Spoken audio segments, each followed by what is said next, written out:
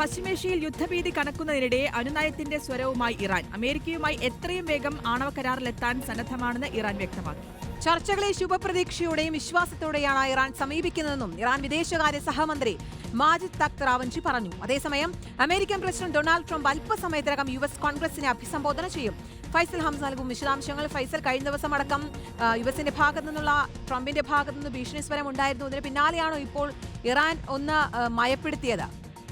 കീർത്തനാശ്രുതി സൂചിപ്പിച്ചതുപോലെ തന്നെ ഏത് നിമിഷവും ഇറാനുമേൽ അമേരിക്കയുടെ ഒരു ആക്രമണം ഉണ്ടാകും എന്നുള്ള ഒരു ഭീതിക്കിടെയാണ് ഇപ്പോൾ ഇറാന്റെ ഭാഗത്ത് നിന്ന് ഒരു അനുനയത്തിന്റെ സ്വരമുണ്ടായിരിക്കുന്നത്. അമേരിക്കയുമായുള്ള ആണവ കരാറിന് സന്നദ്ധമാണ് എന്നും എത്രയും പെട്ടെന്ന് തന്നെ ഒരു കരാർ ഉണ്ടാകണമെന്നാണ് ഇറാന്റെ ആഗ്രഹമെന്നുമാണ് ഇറാൻ വിദേശകാര്യ സഹമന്ത്രി ഇപ്പോൾ അറിയിച്ചിരിക്കുന്നത്. അദ്ദേഹം ജനീവയിൽ നടക്കുന്ന ചർച്ചയിൽ ഇറാന്റെ പ്രതിനിധി സംഘത്തിൽപ്പെട്ട ആളുകൂടിയാണ് എന്നുള്ളത് കൂടി ചേർക്കുമ്പോഴാണ് ഇത് വലിയ പ്രാധാന്യമുള്ളതായി മാറുന്നത്. അതായത് വലിയ കടുംപിടുത്തത്തിൽ നിന്ന് മാറി അമേരിക്കയുമായി ഒരു കരാറിന് ഇറാൻ സന്നദ്ധമാകുന്നു എന്നുള്ളതാണ് ഇത് സൂചിപ്പിക്കുന്നത്. പ്രത്യേകിച്ച് കഴിഞ്ഞ ദിവസങ്ങളിൽ അമേരിക്കൻ പ്രസിഡന്റ് ഡൊണാൾഡ് ട്രംപ് വലിയ രീതിയിൽ ഇറാന് മുന്നറിയിപ്പും ഭീഷണിയും നൽകിയിരുന്നു. എത്രയും പെട്ടെന്ന് ഒരു കരാറിലേക്ക് എത്തിയില്ല എങ്കിൽ ഇറാനെ കാത്തിരിക്കുന്നത് അത്ര നല്ല ദിനങ്ങളായിരിക്കില്ല എന്നുള്ളതായിരുന്നു ട്രംപിന്റെ മുന്നറിയിപ്പ്. പക്ഷേ ആ മുന്നറിയിപ്പുകളോട് ആ രീതിയിലായിരുന്നില്ല ഇറാന്റെ പ്രതികരണം. മറുവശത്ത്